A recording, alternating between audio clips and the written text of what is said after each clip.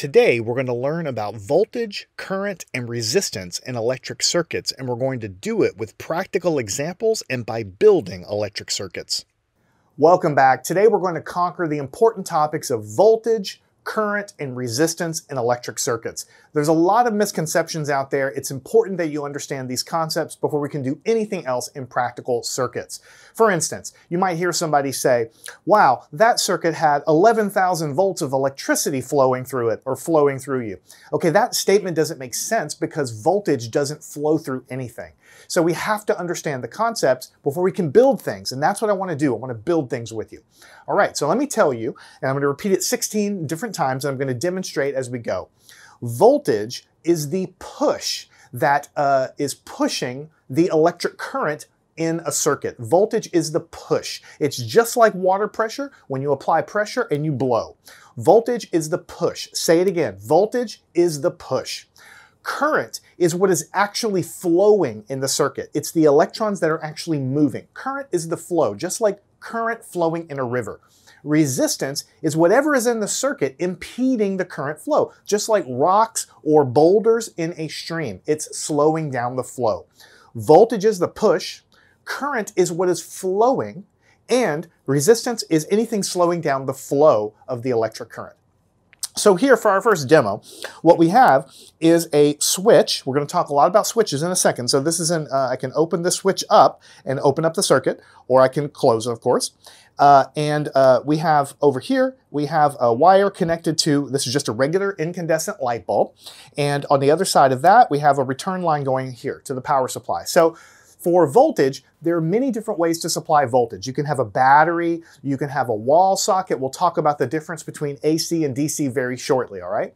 But in general, you can have a power supply, which supplies power like to your phone or to your car or whatever.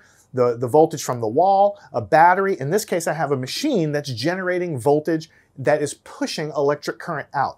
Now, there's a red wire and the black wire. Don't get too wrapped up in it. I'm going to talk about the different current conventions in just a second. But just know that electrons are flowing out of this black wire, and they're going over here. And I know you can't see it too far as I get off camera, but this black wire then continues into the frame of this other camera. The electrons are now flowing into the light bulb. When they hit the light bulb, there's a lot of resistance in that light bulb, and it causes it to get hot, and it glows. The electrons flow through the light bulb into this terminal here and back around. Let's turn the voltage up a little bit and start to see some actual current flow. So there, the light bulb is illuminated. Notice that in order for any electric circuit to function, first of all, we have to define the term circuit.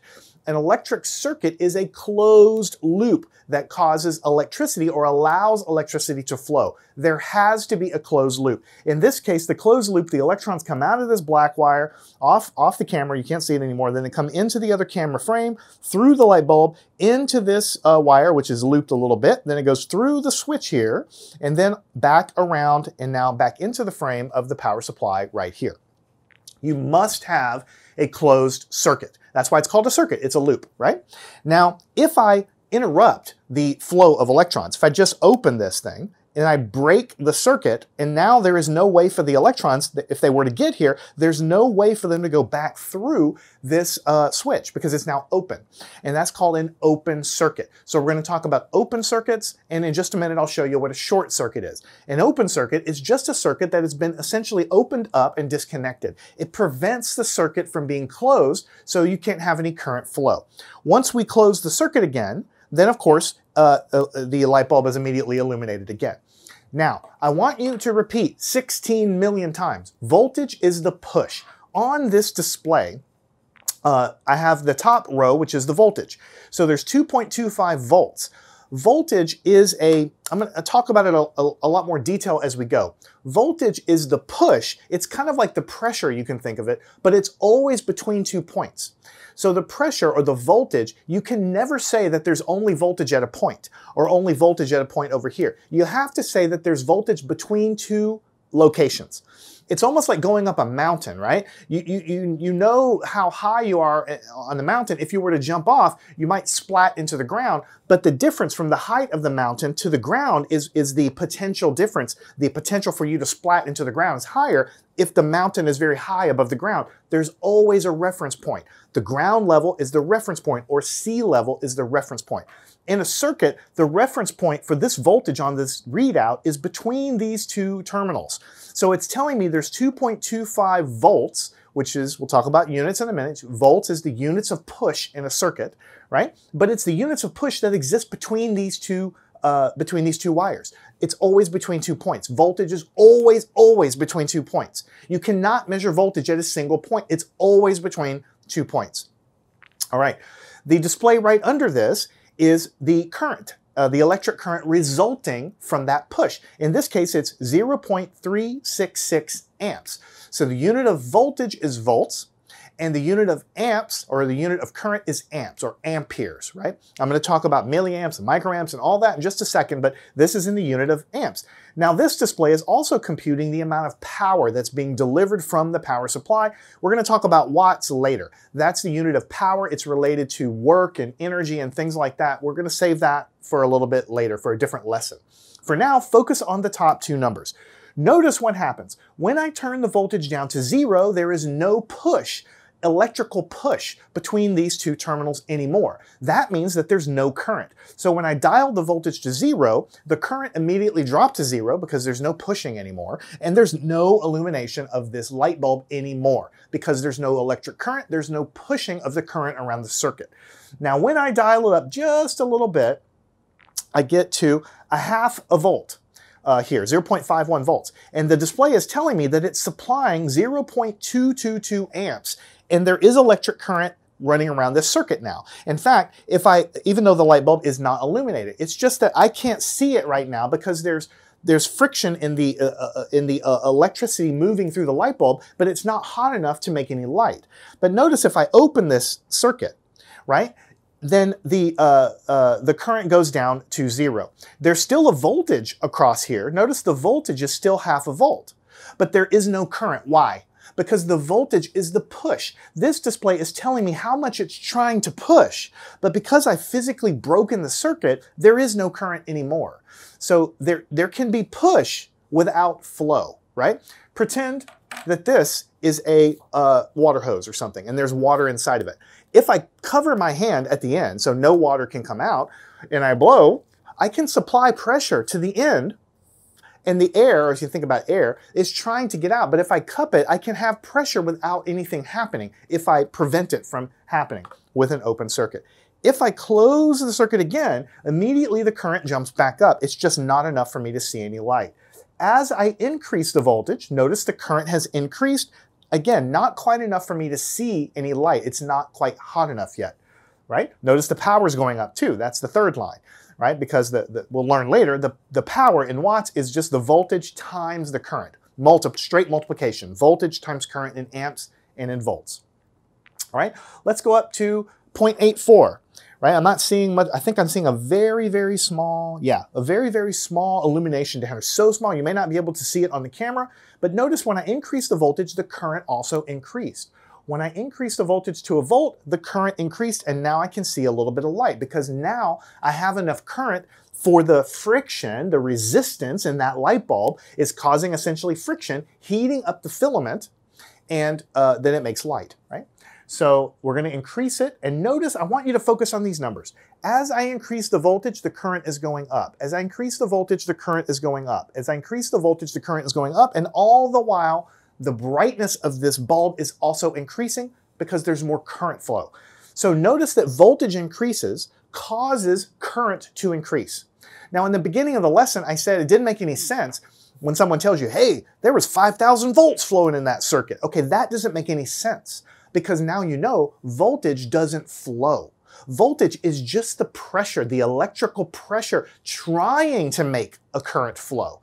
But the actual current is what the second number is, the amperage or the amps. That is a measure of how many electrons. We'll get into the details later, but it measures essentially how many charges per second are flowing around in this circuit, right?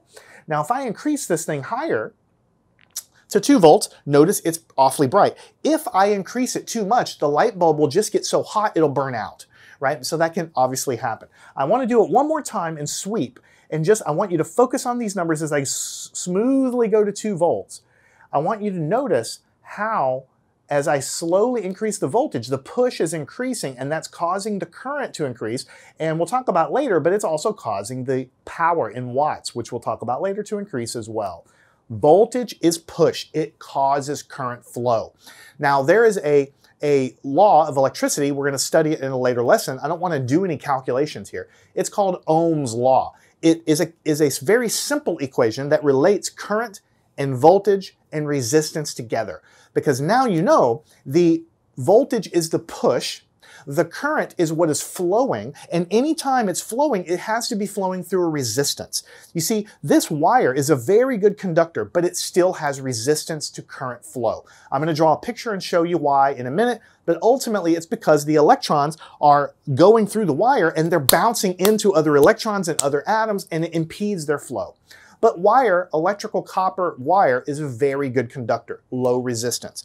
This light bulb has a higher resistance. It's not something we've measured yet, but we know it has some sort of resistance, and that's why it's heating up, because the resistance is so high. It's like an internal friction going on there. So voltage is the push, current flow is the flow, but anytime current flows, it flows through a resistance, right?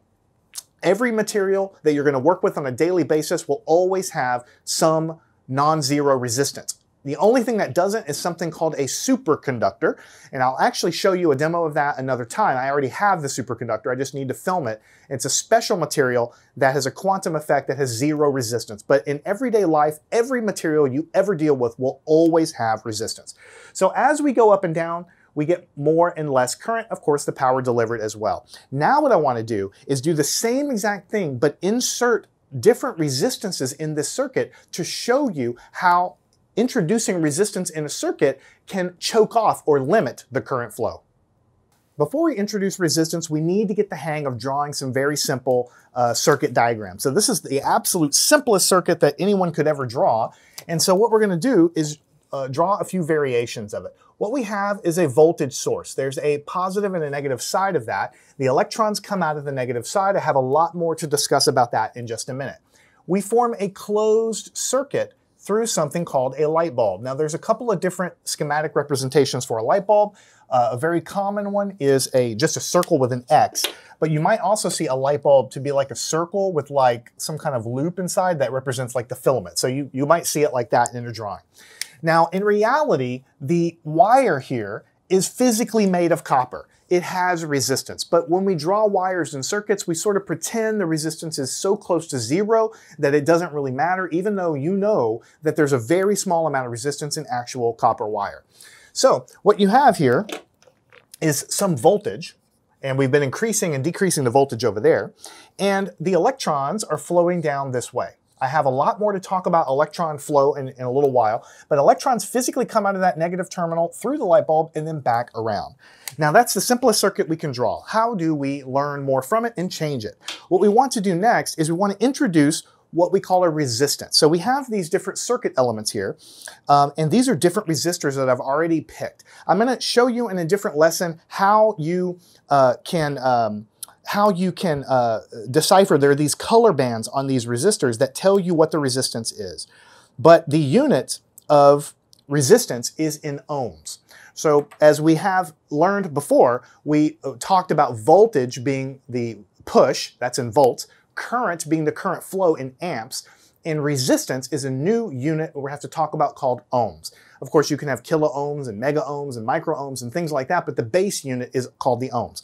These little bands that are on these resistors actually can be decoded, and I'm going to show you in a separate lesson how you can read these bands and know what value it is. But for now, we're just going to measure the value. I have over here a voltmeter, and I'll show you in a separate lesson exactly how to do that as well. All I'm going to do is turn this voltmeter. Let me see if I can get it where you can see it. I'm going to turn this voltmeter to the ohm position. I'm going to put it right back down here so the camera can see it. And hopefully, I can move these wires out of the way, you will be able to read that. And right now it's measuring nothing.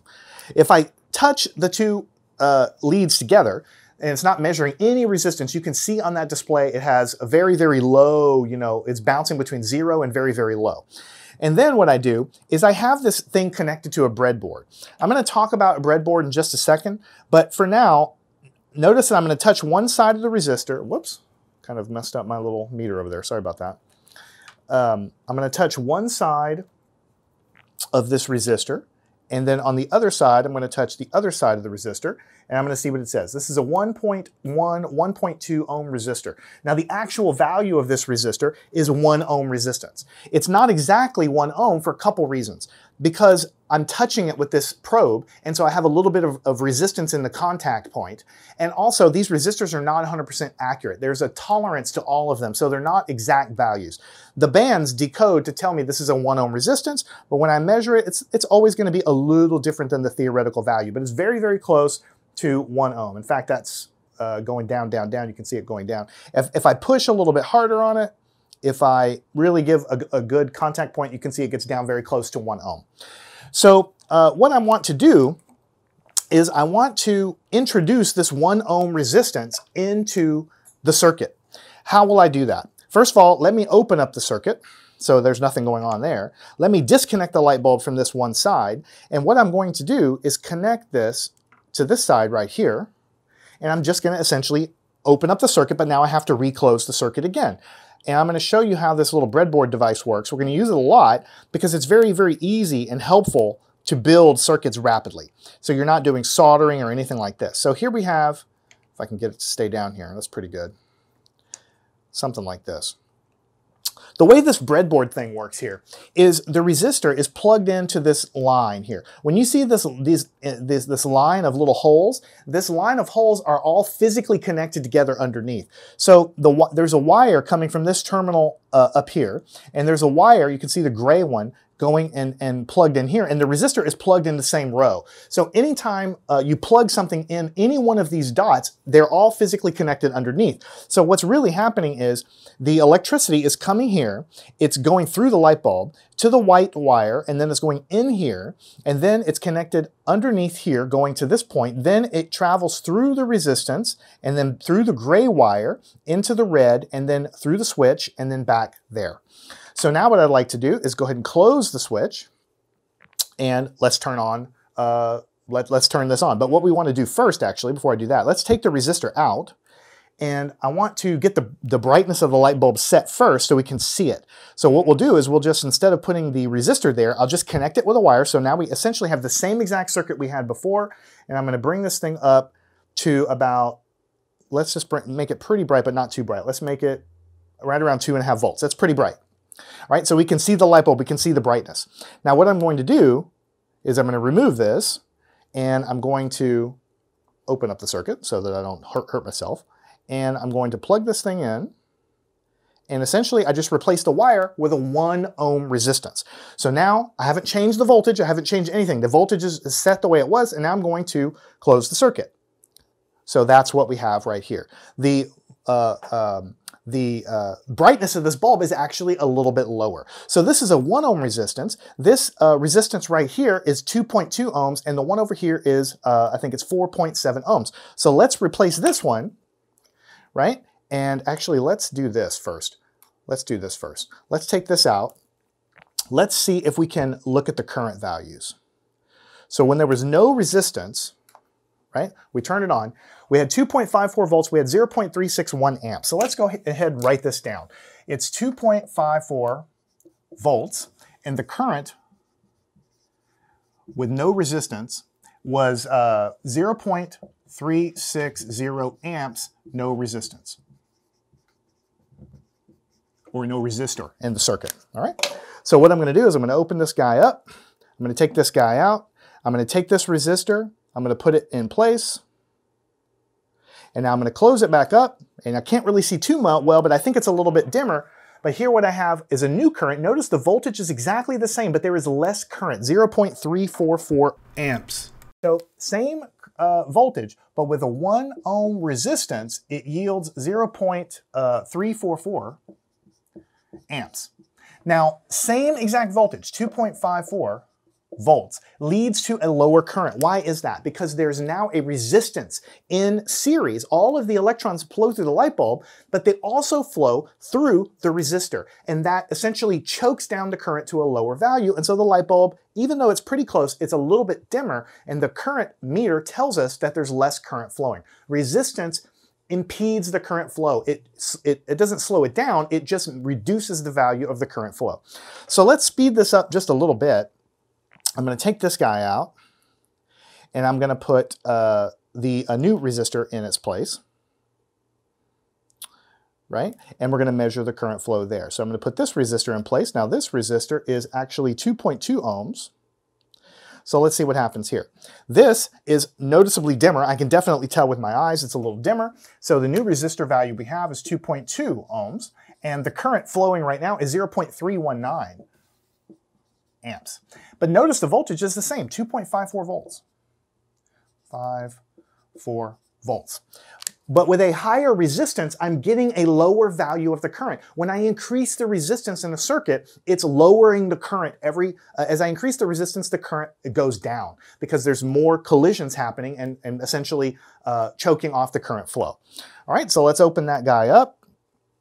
And then we're going to put our last one in. The last one in here is 4.7 ohms, so it's double the value of the resistance of the previous guy, and we should have about half the brightness. So we open it up, or we close it up, and we can see the light bulb now is very, very dim. And what is the current that we have in this situation? Right? Here we have 0.272 amps. And this was a 4.7, let me double check, 4.7 ohm resistance, but notice the voltage is exactly the same, 2.54 volts. So 2.54 volts, same voltage every single time, but as I increase the value of the resistance, the current is going down. And because the current's going down, the brightness of the bulb is going down. Now I want to do it one more time, but I want to do it in a slightly different way. What I'm going to do now is I'm going to put, this is the, I believe the first one that we had. And what I'm going to do is I'm going to do them all in rapid succession. So there's the 1 ohm resistor, and then here is the 2.2 ohm resistor, and then here we have the 4.7 ohm resistor. So now I have these two little jumper wires, and if I close it, nothing's going to happen. Why? Because the current is going into here, but there's nothing here. You have to have something connected to the other side. So what I'm going to do is I'm actually going to connect this to this side of the resistor, and then this side I'm going to connect to this side of the resistor. So there, if I connect it without any resistance at all, it looks like this. If I put a 1 ohm resistance in, it looks like this, right?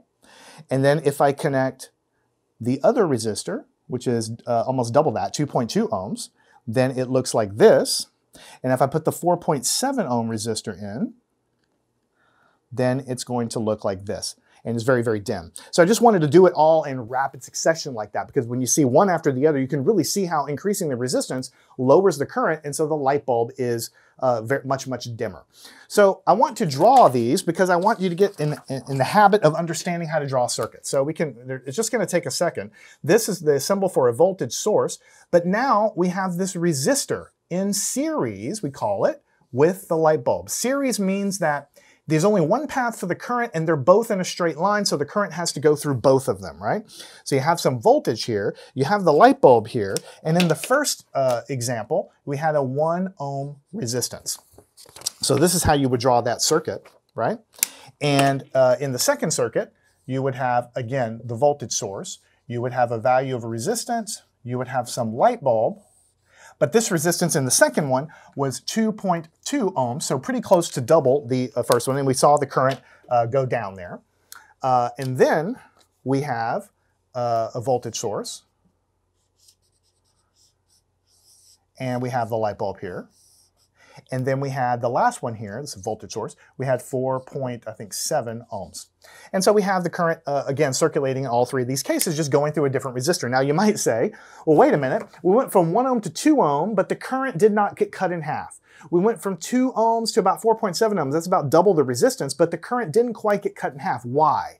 Well, it's because when you draw the diagram out, you see that the resistance here that we put in there is not the only thing in the circuit. There's another thing in here called the light bulb. The light bulb itself has resistance. And so this is 2.2 ohms. And so we did double this resistance, but there's this huge resistance here also. When we use Ohm's law to calculate the current, we have to consider all of the resistance in the circuit. And just for giggles, let's use our meter here to measure the resistance of this light bulb. So what I'm going to do is disconnect this so that we don't have anything going on from anything else, and we will just measure across these two terminals what the value of the resistance of this light bulb is. So the resistance of the light bulb is 0.8 ohms by itself. So when in our first circuit here, we inserted a 1 ohm resistance. This thing almost has 1 ohm in each of these positions. So when we calculate the current using Ohm's law later, you have to use the resistance of everything in the loop. And that's why when we double the resistance, we didn't quite have the current. But we will do those calculations later to show you that Ohm's law, which we will learn in a later lesson, to calculate everything works for any branch of any part of a circuit. All right, now in the earlier part of the lesson, I taught you what an open circuit was. It's just whenever you open up part of the circuit, no current flows, and we can see there's no current flowing over there.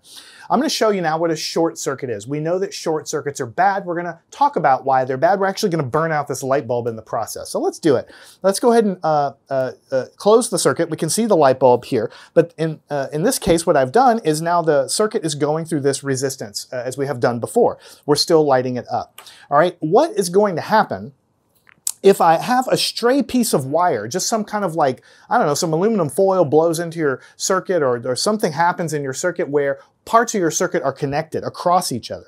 So for instance, you might have this wire here that came loose somehow, and it's just banging. Maybe you're in a rocket or something is banging, and eventually it comes and it touches the other side of this resistor. What's going to happen? Then the electricity is going to want to flow through the wire instead of the resistance, because electricity always wants to go through the path of least resistance. So as we short circuit it here, the brightness of this bulb, look at it, is going to get brighter. And look at the current over here. As it's at 3.343 amps. As I do the short circuit, the current goes up to 0.361. That is because, you see, the electricity is coming out of the light bulb and going in here, and then it has a choice when it gets to this point. It can go through the resistance, right? Or it can go through zero resistance. Now, I told you the wire is not really zero resistance, but it's very low. So when the electrons get to the junction right here, they're going to always choose, they don't have a brain, but they always go to the path of least resistance, or predominantly the path of least resistance, which is circumventing or short-circuiting the resistor. And because of that, there's no resistance in the way anymore, and so the brightness of this bulb goes out. Now let me show you why this is dangerous. So here, I've already got the circuit stable, and I know how much current this bulb can sustain. But let's increase the voltage here just a little bit with the resistance in place. Let me go up just a little bit more. Now we're going to short circuit it, and we burned out the light bulb. So what happened in that case is I designed the circuit, so to speak, to operate at a certain amount of current, right, that this light bulb is designed to take. But when a short circuit happens elsewhere in the circuit, the current surges because you're bypassing all the resistance in the circuit. You put the resistor in place in order to make the current to the right level for this light bulb. When you circumvent it, the current spikes and it burns out the light bulb. Now in a house or a car, a surge of current can cause a fire. So that's why you have the circuit breakers on the outside of your home, or if it's in a car, you have fuses that are designed to burn out if there's ever a short circuit. So short circuits are dangerous because the current surges and can actually cause a fire. And since we're getting the hang of drawing these things, let's go ahead and draw a quick little open circuit in a short circuit situation. So if you have some voltage source like we did, and it's going through some light bulb like we did, right? And through some resistance like we did, if it was a closed circuit, it would look like this. Some kind of open circuit you would draw. Well, you never really designed for open circuits, but a switch is just essentially an open circuit. So you would insert a switch there, which can then go to closed or open, and this is basically an open circuit at this location. Now, what would it look like if you had a short circuit? Now, you never draw short circuits in your diagrams, but I'm just telling you what's basically happening is that you have current flow going on in the circuit, and then some stray piece of wire accidentally comes off of this and just kind of like flutters in the wind and accidentally touches down here. This happens very often, or can happen in airplanes and rockets with lots of vibration. Then what happens is when the current gets here, instead of going through going through this over here, then it basically goes through the short circuit and a lot of current starts to flow, which can burn up your power supply. Now, in our case, our short circuit wasn't connected like that. It was connected around the resistor. So the current got here and it just bypassed the resistor. That causes an increase of current, which burned out our light bulb. Now, to demonstrate voltage, current, resistance one more time and how they're related, there's an equation called Ohm's law. We'll use it later to calculate things. But now, let's try to understand them with an analogy. Pressure of your breath. Here is what I'm calling a straw, a really fat straw with a wide diameter. Here is a narrow straw with a very skinny diameter. Which one of these is going to be easier to blow through? Right? If I put my mouth here and blow, there's almost no resistance here. I can blow all day long, no problem. This, it's actually kind of difficult to blow rapidly through this. And if I made a very narrow straw, it would be very hard to blow. This has a low resistance, this has a high resistance. So for the same pressure, the same voltage in a circuit, if the resistance is low like this one, I can blow more current. Same voltage, I can get more current to flow through this than I can through this. So we're going to learn later, and you learn it in physics also, that the resistance of a wire is related to its diameter. As you make a very thin, narrow wire, it has a higher resistance. Also, certain materials have higher resistance. Plastic doesn't have a lot of free electrons in the structure to flow, so high resistance. But metals like copper and gold and things and other conducting materials have a lot of free electrons around the atoms, and so electrically they're very, very conductive. So we've done light bulbs, that's great. Let's do something a little bit different so we can get a little, just some variety in life. This is a little motor I actually took out of child's toy. It's something you can find almost anywhere. We'll take this light bulb out of the equation over here, put that aside. We're not going to need that. We'll leave the switch in place for now. And what we'll do is we'll connect the circuit around this motor here. So I have right here the switch in place with the motor. So again, as I increase the voltage, maybe 0.84 volts, nothing's happening because I have an open circuit here. If I close this guy, I can see the motor begin to spin. So in fact, I'm going to place this little whirly thing on top of there. All right, let's go ahead and increase it. When we increase the voltage, we start spinning very slowly. And as we increase the voltage, the current goes up through the motor assembly here. And so it's spinning faster, and hopefully you can hear it, faster and faster and faster and faster as I increase the current going through this motor here, okay? Now, I want to talk to you about the direction here. Not all motors behave the same way, it depends on how they're built, but this one can be rotated in two different directions. When I rotate it, it's going in this direction like this. And so it's blowing air essentially up, which is pushing the motor into the table. So I can send this thing pretty fast. And essentially it's blowing air up, so it's pushing the motor down into the table, so it's fairly stable. Let's go ahead and let it stop, take this thing off, and the current here is flowing in one direction through the motor. Now what happens if we turn this thing around and essentially send the electric current in the other direction? If we send the electric current in the other direction, then the motor will turn in the other direction. It has to do with the forces. There's a magnet in here and a coil of wire, and when you reverse the direction of the current, the magnetic force is flipped around, and so the motor should turn. Instead of like this, it should go the other way, which means it's going to tend to lift off. So let's go and see, like here, let's see which way it is going the opposite direction. Again, as we slowly increase the current, hopefully it'll lift off. When I get to a certain voltage, it'll lift off and actually start to kind of fly. Let's see what happens. And there it goes. That's pretty neat. Let's do it one more time. I know there's no way I'm going to do this, but let's try to hit the camera, see if we can hit the camera. So we're going to go this direction. We're going to increase it. See if I can hold it still. Oh, not quite. Let's see if we can get it going a little faster before it goes off the rails there. Almost. Pretty fun. So as you reverse the direction through a motor, the motor spins the other direction, and I just wanted to show you that's a physical way for you to tell that the current flow is backwards or different when we reverse the wires in the connection on the motor. All right, the next thing I'd like to do is let's go ahead and take this kind of switch out of the equation here. We don't really need that anymore. We've talked about switches. And what I'd like to do is show you something neat called a light emitting diode. I know you've seen these things before. This is a blue one. We're going to talk about diodes a lot more in the future, but basically what this thing is a diode is a one-way valve, so to speak, for current.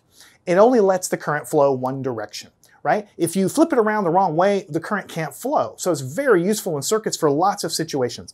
But this is called a light emitting diode. That means it'll light up when the current is flowing through it. We can actually do some neat things with this.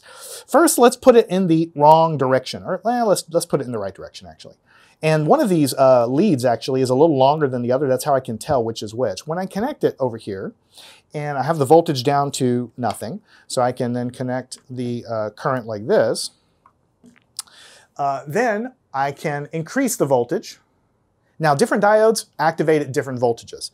This one, right around 3 volts, is when it's going to illuminate. Whenever I decrease it, notice that it just kind of shuts off. It does dim a little bit. There is a range where it will begin to light up, but mostly diodes are an on-off situation. There's about a volt or about 3/4 of a volt in a range where it will begin to turn on. But once it's on, it doesn't really get any brighter. And once it's off, it's just off. There's a narrow range when it turns on. It's sort of an on-off kind of deal. So we get up, really it does nothing at all until we get up around 2.5 volts. Then it starts to come on. Then basically it's fully saturated. So notice that this thing turns on. Let me get up to 2 volts. Or 2.5 volts, 2.6 volts, right? If I take this thing out and all I'm doing is I'm rotating it around and putting it back in place, I'm going to turn the voltage back up to the same place, 2.5 volts. Let's get it up to 2, there's 2.6. And you can see that there's nothing going on because diodes only allow, they only conduct when the polarity is in the correct direction. It's like a one-way valve for electricity. Now, if I increase the voltage too much, I will burn up this diode. It can't resist electrical voltage forever. It can't resist that forever, but within a range, that's the job that it does. Now, let me flip it around one more time. And let's verify I didn't burn it out. Let's just turn it on and make sure it still works. It still works there. Now what we're going to do is instead of driving it with just a constant voltage, I just thought it would be neat to play around, since this is our first lesson in practical circuits, with to play around with some of the other equipment that I have here. We're going to use this equipment a lot later, so don't stress out about it. It's just fun stuff that we're going to use. This lower one here is called a function generator. It allows me to drive a sine wave or a square wave or whatever into anything I want. And so what I'm going to do is, instead of driving it with that power supply, which is a fixed voltage, what I'm going to do is drive it with this with a square wave, up, basically on, off. It turns it on and off, okay? And because I'd like to look at it at the same time that we are measuring it, I have this top piece of equipment called an oscilloscope, and that allows us to actually watch what's happening in real time. So what I'd like to do is connect, again, I've got the supply going across the diode here, and all I'm going to do is connect over here. This is just for measurement purposes, what's going on across that diode. So hopefully you should be able to see all of that here. And then what I will do, did I mess it up? Let's see here. Yeah, I think it's okay. And I'll press the output button here and see what happens here. We turn the output on and we see that this thing is now blinking, right? And we look on the top display and this oscilloscope is showing the voltage across this diode in real time. So this right here is the 0 point, 0 volts. The top little hats up here are, I think I set it to 2 or 3 volts. Actually, I can read down here. It says 3 volts. So I'm driving at 3 volts, and then 0, and then up and then down, and then up and then down there. So it's turning on, off, on, off. Now, there's a couple things you can do with this. You can change the frequency. So right now it's at 1 hertz. That means 1 complete pulse up and down every single second. So let's change it. Instead of 1 hertz, let's change it to 2 hertz. And when I hit this button here, it's going to start blinking faster. And you can see it's blinking faster now. So 2 hertz, that's 2 cycles every single second. Let's change it to 5 hertz every single second. And you can see it's blinking much, much, much faster. Now, if you get crazy and start doing things like 10 hertz, then it's so fast that you can't really see it much anymore. You can barely see it here. And notice that our pulses got very, very, very narrow. And you would have to like turn the knob here to be able to spread them out to see them anymore. If you drive this thing with like, I don't know, 100 hertz, it's going to be so fast that we're not going to be able to really even see. The diode just looks like it's always on, right? So let's go back down to 1 hertz. And this was a square wave, which means it's just up and then it's just down to off. Let's change it to a sine wave, which is more gradual up and down. So instead of something like on and off, just flat top, we'll go to a sine wave. So we'll go to waveforms, and then we'll go to sine wave. Now notice how it's going to change when I do that. Notice how it's still going on and off, but it's more fading in and out, fading in and out, fading in and out, because the voltage is going up gradually and then down to a low of 0 and then up gradually and down to a low of 0 gradually like that. So sine wave, more gradual. You can see the thing turn on a little bit easier. And then square pulse, of course, is just more of a flat on-off type of situation. All right, now we go into the second part of the lesson where we dive a little bit deeper. We've done the practical. Let's talk a little bit about the theory. I keep talking about voltage as a push.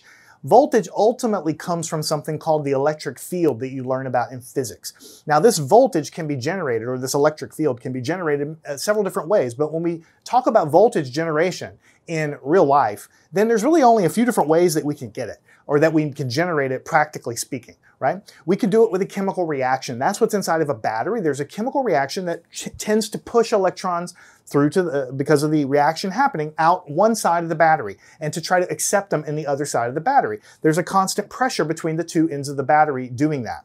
You can also generate it with solar cells. Photons come in, hit the solar panels, and it generates free electrons which flow out there. And the other way is in a power plant. In a power plant, what we're doing is usually we're taking a generator, which is a wire and a magnetic field, and we're turning the coil of wire inside of a magnetic field.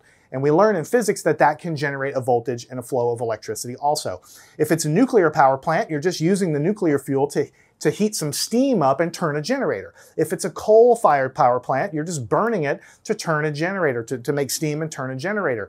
So most of our power generation involves rotating a wire in a magnetic field, unless it's solar or some kind of chemical battery storage. But when I say voltage is a push, I want you to have the following picture in your mind. Let's say that you have a mountain, and there's this mountain here. Now, you originally start at the bottom of the mountain. So here you are, and you got your little climbing boots on, and you're right here at the bottom. You're at the very lowest point. You don't have any potential energy at the bottom of the mountain, you know, from physics. But as you climb and climb and climb, and eventually you become to the top of this mountain, you have gained a lot of potential energy because now you're very high above the ground, and if you fall and hit the ground, you're going to hurt yourself. And when you're at the top of this incline, you have a rock and you throw it, and the rock then has a lot of potential energy, and it gets converted and gets faster to kinetic energy, and it hits the ground. Now the rock is at the bottom. Then you have a friend of yours, or maybe you parachute down to go over here and then get this thing, this rock, and you walk it back, essentially back to where you started, and you climb back up the mountain and throw it down again, and up and then down again, and up and down again. That is essentially what's going on, like in a battery or in this power source. What's going on is there's a potential difference between the two terminals of the battery, just like there's more potential energy at the top of the mountain than the bottom. But once it gets to the bottom, then you have to do some kind of work to bring it all the way back up the mountain again. You get tired bringing it to the top of the mountain. You have to burn calories from your food to do this. It takes energy to do this, but then when you get to the top, then you go to the bottom again. But eventually, if you keep climbing over and over and over again, your internal battery will go dead because you will run out of the energy from your food and you won't be able to carry the rock anymore. So your battery inside of yourself will wind down and die, right? Hopefully not really dead, but you know what I mean. You get tired. So in a battery, the same thing is happening. There's a chemical reaction that's pushing the electrons out of one terminal, and then when they go all the way through the circuit, they're kind of flowing downhill, going back down to low energy again. And then they go to the other terminal of the battery. But inside, there's a chemical reaction which takes that electron, which just came back to it, and through chemistry, through the chemical reaction, pumps it back up to the top. And then it goes through the circuit again, and then the chemical reaction pumps it up to the top, and then goes through the circuit again, and so on. But eventually, the chemicals in that battery will run out. They won't be able to take the electron and shoot it out the other side anymore because the materials have all reacted inside. And so the battery's dead, and you can't do it forever, right? When we generate electricity with a nuclear power plant, we have a fuel, and it makes steam and it turns a generator, and that generates electric current for the houses and all these other things. But when we run out of fuel, we run out of the electricity. We burn the coal. We burn the coal to make steam to turn a generator, same as everything else. But when we run out of coal, then we don't have any more electricity. So all we're doing is taking one kind of energy, either in coal or nuclear fuel, and turning it into another kind of energy, the potential energy of electrons moving in a circuit. But we don't get something for nothing. We have to get it from somewhere. And in terms of solar power, it comes from the sun. It's quote unquote free, but not really free because we have to build the solar panels, and also the sun is doing its own thing. And it's been around for billions of years, so it's not really, it's free for us, but it's not like free energy because it's generating energy from its own nuclear reactions, which will eventually burn out also. All right, but that's what I mean by the push. It's the push, and it pushes it always, notice, in a circuit. You have to have a circuit in order to keep this process going. If you open the circuit up, the process stops, right? Now let's talk about, after we get to the push, we have this current flow happening. You can think of this as almost like the current flow. So what would the current flow inside of a circuit look like? Right? We have a lot of different ways in which we can talk about that. Let me go and draw a basic circuit with some kind of voltage. And I'm not even going to draw any resistance inside of the circuit. I'm just going to put a closed loop. So there's some kind of circuit current flowing here. There's a positive and a negative terminal here in this battery. And what we say is the electrons come out of the negative terminal. So I'll say electron flow, right? Now, electrons are actually really what is flowing in the circuit. In our power supply here, it was the black wire. The electrons were coming out of the black wire and going through the circuit and going back in through the other side. However, there are alternative ways to think about it. When we get into circuits in depth, we actually think of it in a slightly different way. Let's think about this wire as a hollow tube. You can think about that tube that I had a second ago. And this is a giant cross-section of a piece of wire, right? And inside are copper atoms or whatever atoms there are. And every atom has some nucleus with a positive charge and some electrons with a negative charge, which are orbiting around.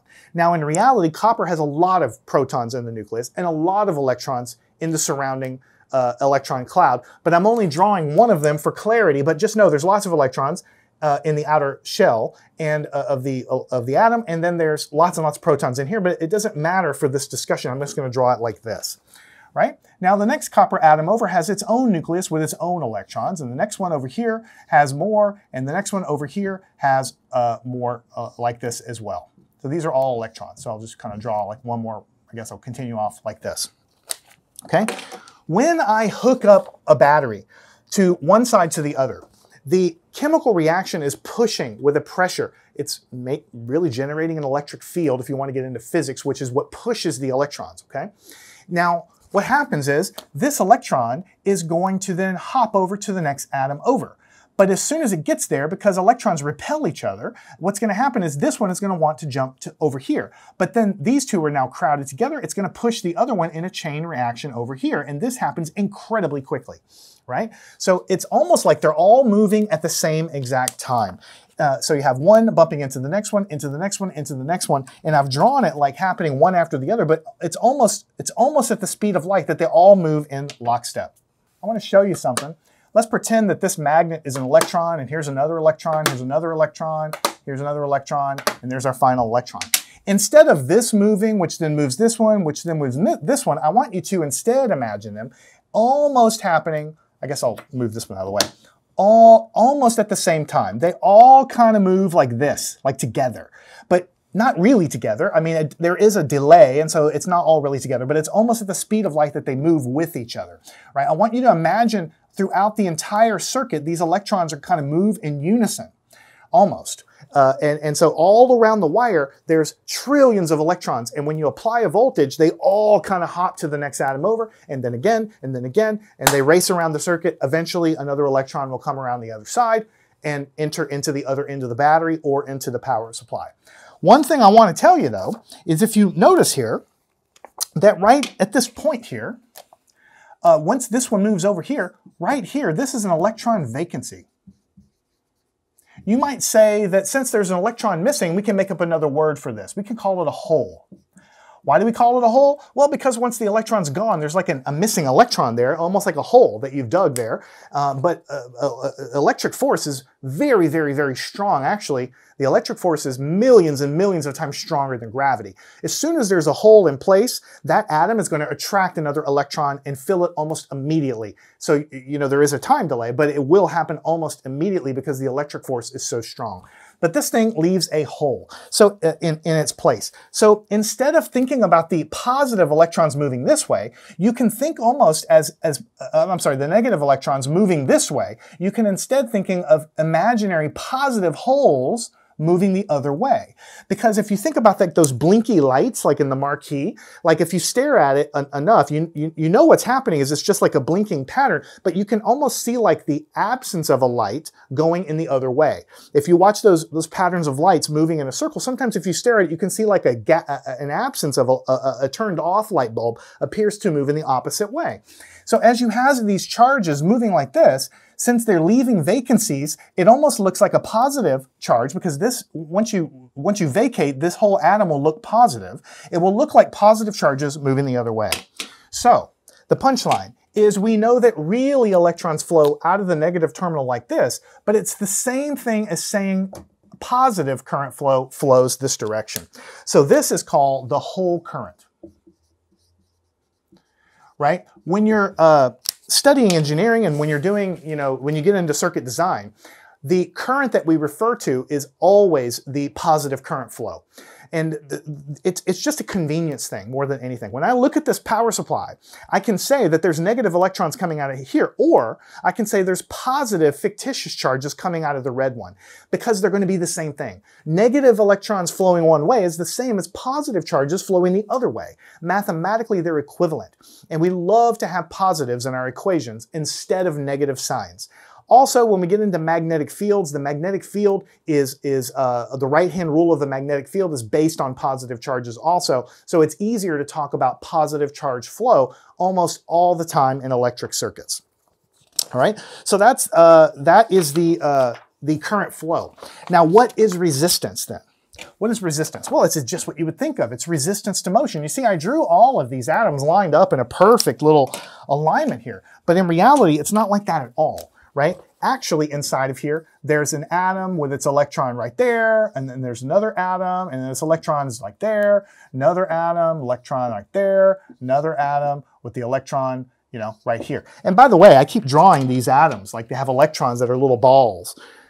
Okay, electrons are not little balls like that. I don't want to get into quantum theory here, but electrons are waves, protons are waves, quarks are waves. It's all a wave theory, but I'm drawing it on the board like this for us to visualize it, all right? Just know that it's not a little actual ball orbiting, but it does help us visualize. But what's really happening here is this atom, because it's at a certain room temperature, it's agitated. Everything's vibrating, even at room temperature. So this atom is moving this way, and this one is moving this way, and this one's moving this way, and this is moving this way. And the electrons are jiggling too. So whenever this electron tries to hop to the next atom, it's going to scatter off of one of these atoms and maybe ricochet. And then it's going to hit another atom at an angle and maybe ricochet. And then it's going to hit another atom and maybe ricochet. So it's not really a nice even hop that's like no resistance, just sailing right through. In reality, every electron, when it's jumping to the next atom, is usually being scattered off of another electron or off of a nucleus or some impurity in the copper or something. And it's basically getting impeded, and then it changes direction and it changes direction. That is what leads to resistance. Now in copper, there's not as much resistance because of the way the electrons are arranged around copper atoms. But in a plastic or in a rubber, there aren't very many free electrons, so it can't jump so easily, and the resistance is much, much higher. That is the physical meaning of resistance. So we say that voltage is the push. The chemical reaction or the reactor is the push. It tries to push electrons, which is the current flow, but the electrons are moving through a medium which impedes its flow, and we call that resistance. All three of these things are related by something called Ohm's law, which we'll study very soon, and allows us to calculate the current or the voltage anywhere you want in a circuit. So I hope that clarifies how voltage, current, and resistance fit together. Now I'll say one last thing, and that is that everything that you'll ever use in a circuit has resistance of some kind, even wires. However, as you cool things down, usually the resistance goes down because the thermal motion, the agitation of everything in the circuit, like even the atom, slows down. There are special conductors called superconductors, an active area of research where the resistance actually goes all the way to zero. Not just close to zero, actually zero. And I'll do a video and demonstrate that for you. It's a totally different animal. It's not an everyday situation, and you have to cool them down with liquid nitrogen. All right. Next, I want to talk briefly about AC versus DC. I'm going to do a separate video on that also, but I want to reiterate and tell you that this power supply provides DC. When I dial it up here, it's a constant voltage. It never changes in a certain direction. This positive terminal is the higher voltage. That's why it's positive compared to the black terminal, which is at a lower potential. So the black is a higher voltage relative to the red is a higher voltage relative to the black wire, right? I told you voltage is always between 2 points, right? But in a battery, you have the same situation. You have two sides of a battery. It's a direct constant voltage leading to a direct current that goes in one direction. Solar panel is the same way. And so most things that we do in hobby circuits are usually direct current, right? Phones, things like that, when you're using them, direct current. But everything that's generated by a power plant and sent to your house is what we call AC, alternating current. And that means that instead of the voltage being constant, the voltage actually goes up and then it goes down back to 0 and then it swings the other direction and it starts to go negative voltage and then back up in a kind of a sinusoidal pattern. And we can actually see this here, over here. So I have this function generator up, it's set to a sine wave here. I do want to change the offset here a little bit. I want to change, let's see, I want to change the high level and low level. Yeah, I want to change it to -3, I think. So -3. And I want to hit volts. So what's going to happen is this thing's going to jump down so that it's a sine wave that looks like something like what would come out of your wall socket. Now, it's not really at all the same because the voltage is different, but the shape of it is the same. That's what I mean when I say that it looks like what would come out of your wall. What's happening here is that basically inside of this conductor, there are actually two wires, right? You can see the two wires are connected over here. And what it means is that when I'm going up on the positive side, then the red wire, the red wire here is going higher and higher and higher in voltage. That means the current is coming into the circuit through the red wire and going through there. But eventually, the voltage drops back down to 0. Remember, this tick here is the 0 axis here, so it goes back down to 0 volts, but then it switches to negative voltage. Negative just means that it's as if I flip the direction of the wires. So instead of the current coming out of here, what actually happens is the current starts to go back through the wire and starts to come out of the black wire. So it's almost like if you could grab them, it would be like current going this way, but then switching around and then going the other way, and then going the other way, and then going the other way. So the voltage is going positive and then negative, switching polarity back and forth, and that's driving the current in, but then it turns around and it comes back out. So it's going, if you have two little prongs in your outlet in the wall, it's like current's going kind of like out of one and into the other, but then it turns around and it goes the other way. So literally it's alternating back and forth, back and forth, back and forth.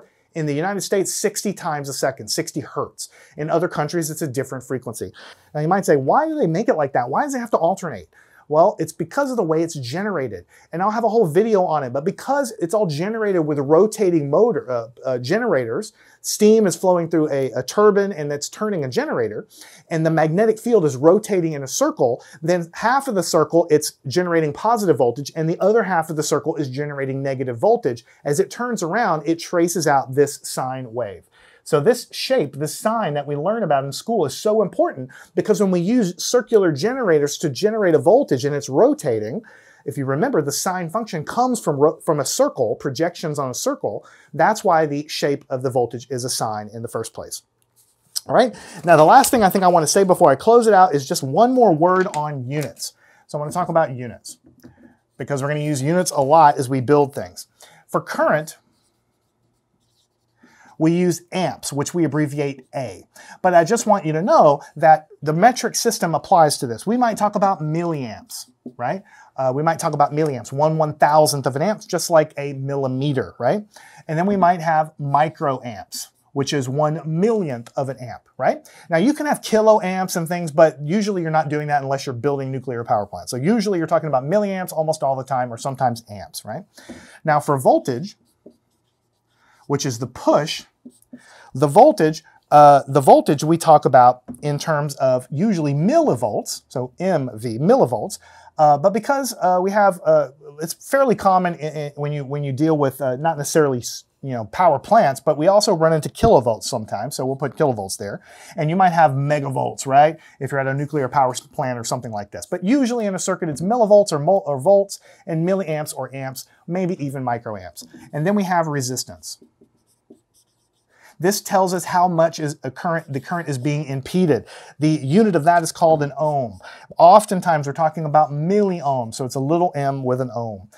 And that's 1/1000th of an ohm. Or micro ohm, which is 1/1,000,000th of an ohm. Oftentimes in resistors we talk about kilo ohms, and we also talk often about mega ohms. So thousands of ohms, millions of ohms. Most of the resistors you're going to use, like in the circuits that we did here, they're just going to be the base unit of ohms or somewhere in the kilo ohm range, right? Most of the voltages you're going to use in a circuit are going to be in the volts, 1 or 2 volts, maybe in the millivolt range. Most of the current you're going to be dealing with are going to be in fractions of an amp or in the milliamp range. Anything outside of that, usually you're dealing with very specialized or more advanced situations. So that's it. That is what what I wanted to present to you. I wanted you to understand voltage and current and resistance with practical circuits, understanding how resistance impedes the current flow and lowers the current value, which we did with the light bulb. And hopefully now you have an intuitive understanding of how they fit. As we go into future lessons, we'll use Ohm's law to calculate the current or the voltage, and we'll be able to calculate numerically what a circuit should be able to do.